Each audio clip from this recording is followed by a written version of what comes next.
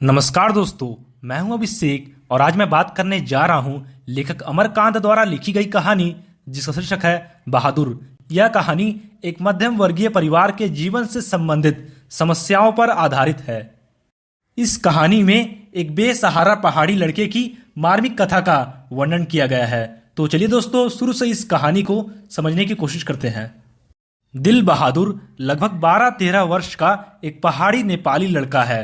उसके पिता की मृत्यु हो चुकी है और उसकी माँ हमेशा उसे मारती पीटती रहती है, जिससे तंग आकर वह अपने घर से भाग जाता है और एक मध्यम वर्गीय परिवार में घरेलू नौकर के रूप में नौकरी करने लगता है। निर्मला, जो कि गृह स्वामिनी है, वह बड़ी उदारता के साथ दिल बहादुर के नाम से दिल शब्द हटाकर उसे सिर्फ बहादुर कहकर पुकारती है। बहादुर अत्यंत परिश्रमी, हंसमुख और ईमानदार लड़का है। वह अपनी मेहनत से पूरे घर को साफ सुथरा रखता है और घर के सभी सदस्यों की सभी आवश्यकताओं को पूरा करता है। उसके आने से परिवार के सभी सदस्य बड़े ही आलसी बन गए हैं। बहादुर इतना काम करने के बावजूद भी हमेशा हंसता रहता है। हंसना और हंसाना मानो उसकी आदत बन गई थी। वह रात में सोते समय कोई न कोई गीत जरूर गुनगुनाता है। निर्मला का बड़ा लड़का किशोर एक बिगड़ा हुआ लड़का था, जो कि शान शौकत और रूप से रहना पसंद करता था। उसने अपने सारे काम बहादुर को सौंप दिए थे। यदि बहादुर उसके काम में थोड़ी सी भी लापरवाही करता था तो वह बहादुर को गालियां देता था। वह छोटी छोटी गलती पर बहादुर को पीटता भी था। बहादुर पिटाई खाकर एक कोने में चुपचाप खड़ा हो जाता था और कुछ देर बाद घर के कामों में पहले की तरह जुट जाता था। एक दिन किशोर ने बहादुर को सुअर का बच्चा कह दिया, जिससे उसके स्वाभिमान को ठेस पहुंची और उसने किशोर का काम करने से मना कर दिया। फिर लेखक के पूछने पर उसने रोते हुए कहा कि बाबूजी, भैया ने मेरे मरे बाप को क्यों लाकर खड़ा किया। इतना कहकर वह रो पड़ा। धीरे धीरे निर्मला के व्यवहार में भी अंतर आने लगा और अब उसने बहादुर के लिए रोटियां सेकनी बंद कर दी और वह भी बहादुर पर हाथ उठाने लगी।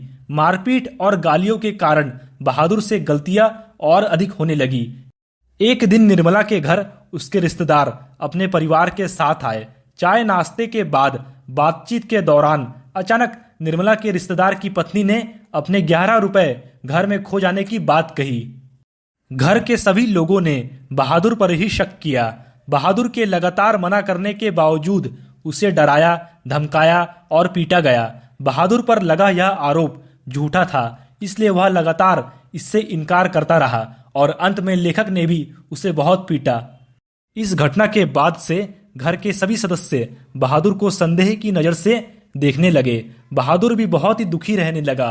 अब उसके अंदर इस परिवार के लोगों के प्रति अपनापन नहीं रहा।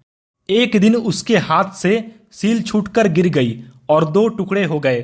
फिर पिटाई के डर और लोगों के क्रूर और असभ्य व्यवहार से तंग आकर वह अपना सारा सामान घर में ही छोड़कर कहीं चला गया। वह अपना कोई भी सामान लेकर नहीं गया। निर्मला के पति और किशोर को बहादुर की ईमानदारी पर विश्वास हो गया था। वे लोग जानते थे कि रिश्तेदार के रुपए उसने नहीं चुराए थे। इसके बाद घर के सभी लोग बहादुर पर स्वयं द्वारा किए गए अत्याचारों के लिए पश्चाताप करने लगे।